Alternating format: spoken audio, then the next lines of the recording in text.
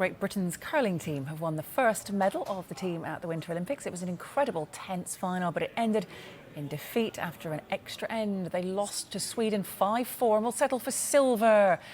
We can head live to Tom Parmenter, who is in Edinburgh at the home of GB's curling captain, Bruce Mouat. Yeah, this is the ice that Bruce started on, aged 8, and he now has an Olympic medal around his neck. The silver is not what they wanted in that gold medal match, of course, against Sweden, but they did themselves an enormous amount of credit. Such a tight morning in that game, hugely tactical, not many scores in it, and it went right down to the wire. A really exciting moment, and they do have Team GB's first medals at these games after a series of disappointments. They are now on the board on this final weekend. Let's bring in Maggie Wilson from Scottish Curling.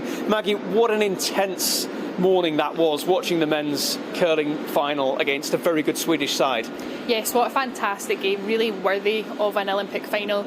It could have gone either way, and really, if you're going to lose to anyone, Niklas Edin's a fine person to lose to. That gold medal was the only medal missing from his trophy cabinet.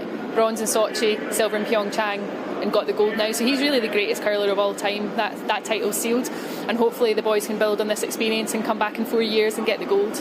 It was so tense in those final stones, wasn't it? And there was just a real groundswell of pride here in Edinburgh, across Scotland, as to what these curlers have achieved. And we have the women going for gold in the early hours of Sunday morning too.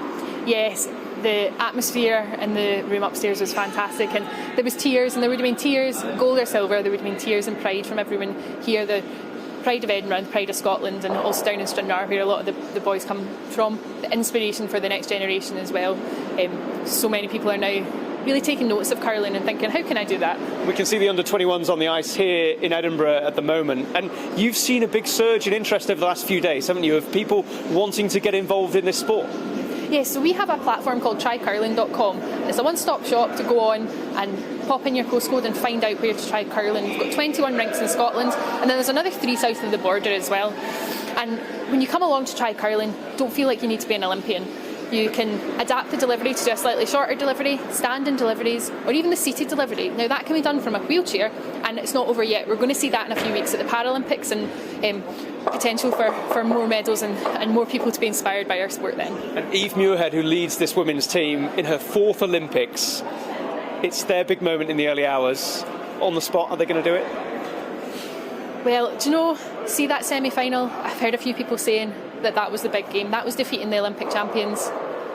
I've got my fingers crossed. I think we could have a gold medal come tomorrow morning. There's a lot of people in Scotland with their fingers crossed for the women's team. It was a silver for the men in Beijing this morning. That, as I say, gets Team GB off the mark with finally a medal at these Winter Games. It is silver for the men. Can the women go one better in the early hours of Sunday morning? We'll have to wait and see.